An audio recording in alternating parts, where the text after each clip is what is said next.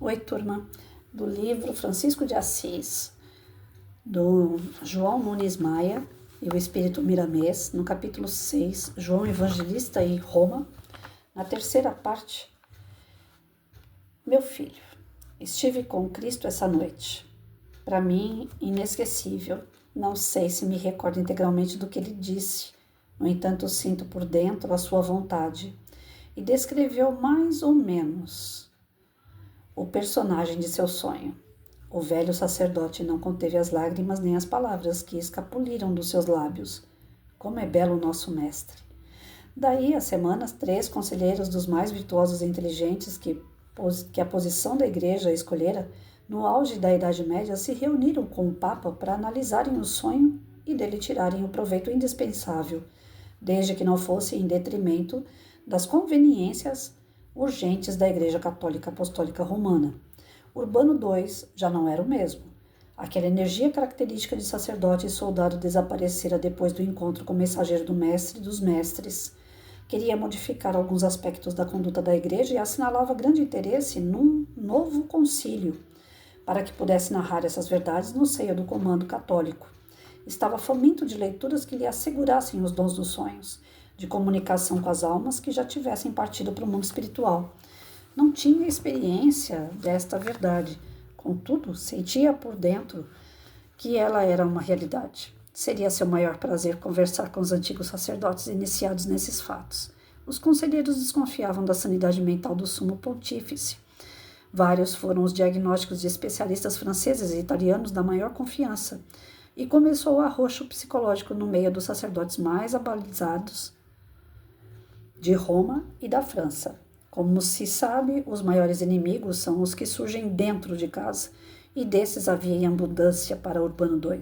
No seu leito de morte, os mais apressados anunciaram que as últimas palavras do Papa foram: haveremos de ter a vitória. Na verdade, o que ele dissera era a vitória com Cristo, suprimindo as espadas, ficando as suas pontas no solo, para que pudessem simbolizar a cruz na luta pela vitória do amor.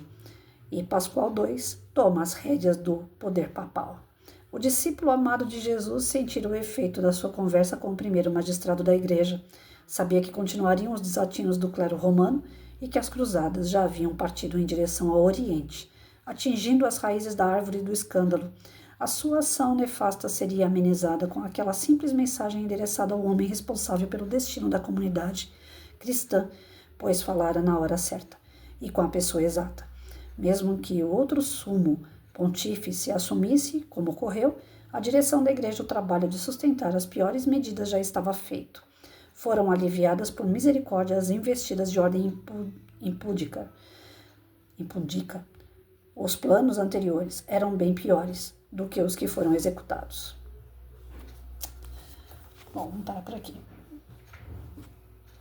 Então, o que a gente pega no texto de hoje, que Urbano II, ele ficou bem abalado através do sonho que ele teve, né? Ele não compreendia bem, como a gente já falou ontem, ele pensava que era Jesus no sonho, na verdade era o João Evangelista, né? E a pedido de Jesus, João Evangelista vem até o Papa no desdobramento, pedindo que parasse com a cruzada, né? Que diminuísse a matança, aquela coisa toda, porque a espada que foi referida por Jesus não era uma espada para a ignorância, para a violência, para a guerra, para a morte, mas sim uma espada que simbolizasse a verdade, que abrisse caminhos, que trouxesse novos conhecimentos, né?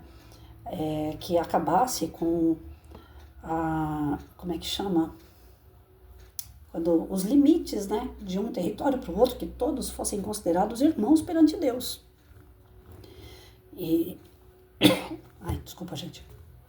E através desse sonho, Urbano foi passar isso àqueles que estavam próximo dele, ao clero que estava próximo dele, os conselheiros. E os conselheiros, escutando o sonho de Urbano, falaram: esse homem está louco, né? Aí começaram a fazer exames nele, comprovando que ele estava doido.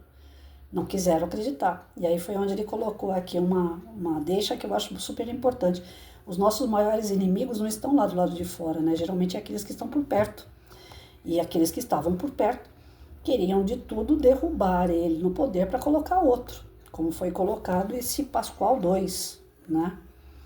Que tomou a sua cadeira após a sua morte, a morte do Urbano II. Então ele diz o seguinte, que aqueles que estão em nossa volta, eles desejam, eles têm inveja daquilo que nós possuímos, então eles tentam nos derrubar, trazendo ainda mais, né, a tristeza, a discórdia, porque não é algo de valor, não é algo bom, né? Quando um deseja o que é do outro, é algo que o próprio sentimento a gente já vê que é inferior. E por ser um sentimento inferior, vai fazer com que aquele novo Papa que surge aqui também venha com sentimentos ligados à espiritualidade inferior para fazer trabalhos ligados à maldade e não ligados à superioridade, como foi pedido pelo João na conversa, no diálogo que ele teve no desdobramento com o Urbano II. Então, esses altos e baixos, creio eu, né, dentro da minha pequenez aqui, que é necessário, inclusive, para que se tire o meio termo, né, de um contexto histórico, de um contexto, de um período que era trevoso, e esses altos e baixos é justamente para dividir opiniões, para desenvolver entre as pessoas a criticidade, né, a reflexão sobre os acontecimentos, pelo que pouquinho que eu consegui entender até agora, seria nesse intuito, né? Porque não faz sentido vir no sonho, fala para Urbano, olha, você tem que parar com as cruzadas, você tem que parar com a matança, não é isso que quer dizer a espada, tal. E aí o cara vai lá e morre, e para que serviu aquele sonho? Para que serviu, né? Vir com ideias novas de amor, de fraternidade, de caridade, para um momento de tanta turbulência, justamente para que o Urbano utilizasse essa palavra, jogasse ela, né, e incomodasse quem está em volta. Na verdade, é uma provocação para uma transformação. E como nós espíritas sempre acreditamos nisso, né, que algo de ruim acontece para que algo melhor venha logo depois, então a morte do Urbano, creio que não fica por aí, né? O fato dele ter desencarnado e no meio dessas cobras que tinha em volta dele, esse Pascoal assume, acredito eu que mais pra frente a gente ainda vai ter aí alguma coisa que serviu esse episódio para uma transformação, para uma mudança daquele período. Creio eu, vamos aguardar.